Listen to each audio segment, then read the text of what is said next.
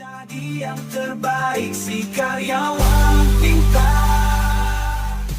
Gue dulu mikir, sukses itu cuma buat orang yang udah dari sononya pinter atau punya privilege. Ternyata, yang paling nentuin itu cara lo mikir. David Schwartz, penulis The Magic of Thinking Big, bilang, lo bakal dapat hasil segede apa yang lo berani bayangin. Dan yang keren, caranya simple, bisa lo praktekin hari ini juga. Bukan cuma soal duit, tapi soal hidup yang lebih puas, lebih berani, lebih bahagia. Chapter 1, Believe You Can Succeed. Gue inget banget waktu SMA, gue selalu minder tiap lihat temen yang ranking atas. Dalam hati, gue ngerasa ya udahlah, gue mah bukan anak pinter, cukup lulus aja. Tapi, makin kesini, makin sadar, orang yang sukses itu bukan selalu yang paling jenius. David Schwartz bilang, "The size of your success is determined by the size of your belief." Lo boleh punya skill, tapi kalau lo sendiri nggak percaya bisa sukses, ya hasilnya segitu-gitu aja. Your brain itu thought factory. What you focus on determines what type of thoughts you produce. Gue pernah ngobrol sama temen gue, Fikri. Dia dari keluarga biasa aja, nggak pernah ranking, tapi selalu punya mimpi gede. Waktu kuliah, dia bilang, gue mau kerja di luar negeri. Semua orang ketawa, bilang dia mimpi ketinggian. Tapi Fikri cuek. Dia cari beasiswa, belajar bahasa, dan tiap hari dia tulis goalnya di kertas yang ditempel di kamar. 4 tahun kemudian, dia beneran kerja di Singapura. Yang bikin beda bukan IQ-nya, tapi belief-nya. Dia percaya bisa, jadi dia cari cara. Yang lain nggak percaya, jadi mereka nggak pernah coba. Schwartz ngajarin 3 things to develop power of belief. Think success, not failure. Don't sell yourself short. Then believe big. Karena, percaya atau enggak, mimpi gede itu gratis. Yang mahal itu keberanian buat ngejalanin prosesnya. Sekarang, setiap kali gue doubt sama kemampuan gue inget Fikri. Gue tanya ke diri sendiri, apa yang possible kalau gue beneran percaya bisa? Lo nggak akan pernah jadi lebih besar dari pikiran lo sendiri. Mulai sekarang, beraniin mimpi yang lebih tinggi dari kemarin. Chapter 2, Cure Yourself of Excuses. Gue dulu jago banget cari alasan. Gue nggak punya waktu. Gue nggak punya modal. Gue nggak cukup pinter. Sampai akhirnya gue sadar, alasan itu cuman bikin gue nyaman di zona gagal. David Schwartz bilang, setiap alasan itu jebakan pikiran. Semakin lo sering bikin alasan, semakin lo percaya kalau kegagalan itu wajar buat lo. Padahal, orang sukses juga punya masalah, tapi mereka lebih sibuk cari solusi daripada cari pembenaran. Gue punya cerita soal temen gue, Raka. Dulu dia buka bisnis kecil-kecilan, dan gagal total. Tapi dia nggak nyalahin partner, nggak nyalahin modal. Dia malah bilang, berarti strategi gue yang salah. Next, gue coba cara lain. Setahun kemudian, bisnisnya jalan, dan dia malah sering diundang sharing ke kampus. Schwartz identify 4 jenis excuses yang paling common. Health excuses, intelligence excuses, age excuses, dan luck excuses. Gue realize gue punya semuanya. Gue capek, gue nggak sepinter dia. Gue masih muda, dia beruntung.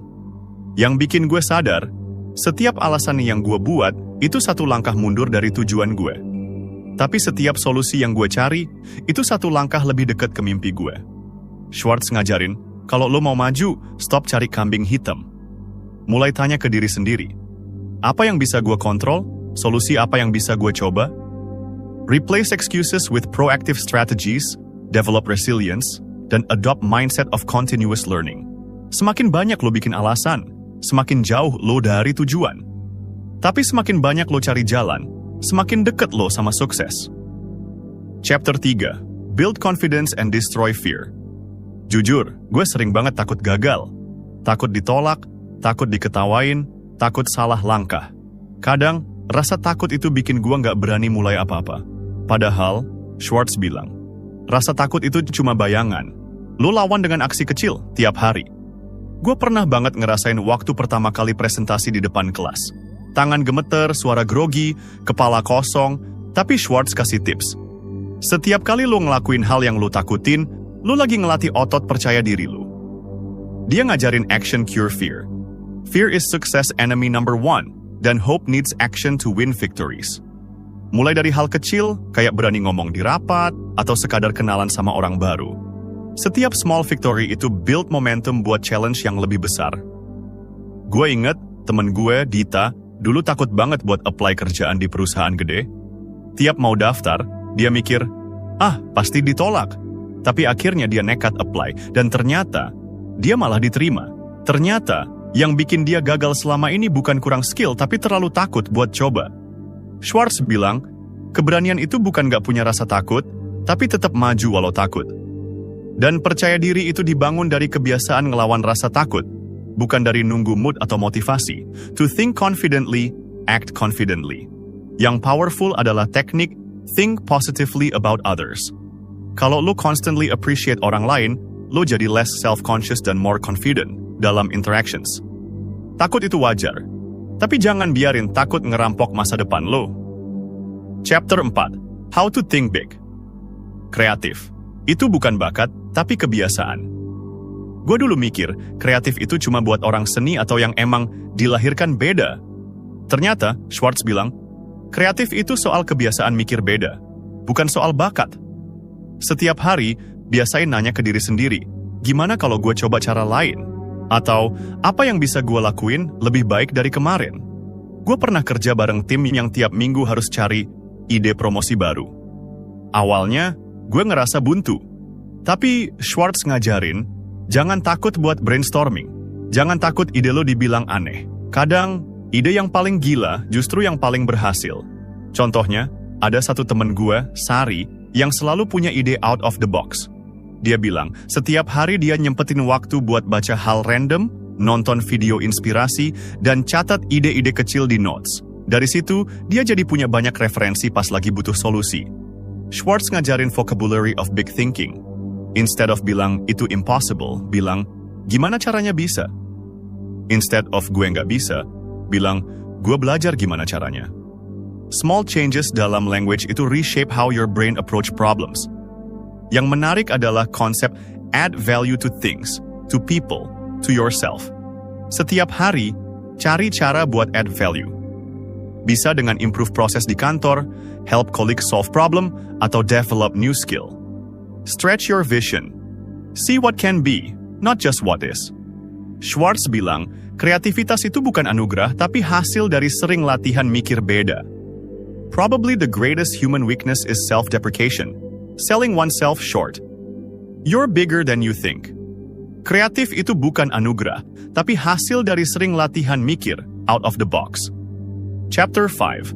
You are what you think you are. Gue pernah ngerasa hidup gue stuck, kayak nggak ada kemajuan. Ternyata, Schwartz bilang, sikap lo ke orang lain, ke masalah, dan ke diri sendiri. Itu penentu utama. Orang yang punya sikap positif, lebih gampang dapat peluang, lebih gampang disukai, dan lebih gampang dipercaya. Gue inget, waktu kerja di kantor lama, ada satu senior yang selalu nyebar energi positif. Setiap ada masalah, dia selalu bilang, tenang, pasti ada jalan. Tim jadi lebih semangat, dan atasan juga lebih percaya sama dia. Padahal, skill dia biasa aja, tapi attitude-nya luar biasa. Schwartz ngajarin, rawat sikap lo kayak lo rawat skill lo. Jangan cuma fokus ke kemampuan teknis, tapi juga ke cara lo memperlakukan orang lain. Karena, attitude itu magnet rejeki dan peluang. Dia kasih formula, look important, think your work is important, dan give yourself a pep talk several times daily. Yang terakhir ini, powerful banget. Instead of self-criticism, practice positive self-talk. Coba deh, mulai hari ini, ucapin terima kasih ke orang yang bantu lu, kasih senyum ke orang yang lu temuin, dan jangan pelit pujian. Lama-lama, lu bakal ngerasain sendiri dampaknya. Yang gue notice, people gravitate toward positive energy. Kalau lu consistently positive, opportunities dan connections datang naturally. Schwartz bilang, attitudes are more important than intelligence, more important than facts. Sikap positif itu magnet rejeki dan peluang. Jangan remehkan kekuatan attitude dalam hidup lo.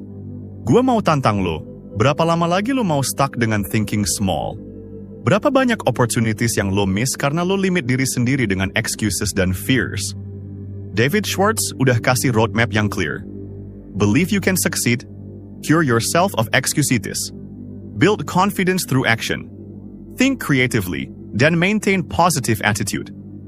Ini bukan magic formula, tapi proven principles yang udah work untuk millions of people. Yang paling penting, remember, magic of thinking big bukan about unrealistic fantasies, tapi about expanding your vision of what's possible dan taking consistent action toward bigger goals. Tulis di komentar, mimpi besar apa yang pengen lo kejar tahun ini dan langkah pertama apa yang bakal lo ambil.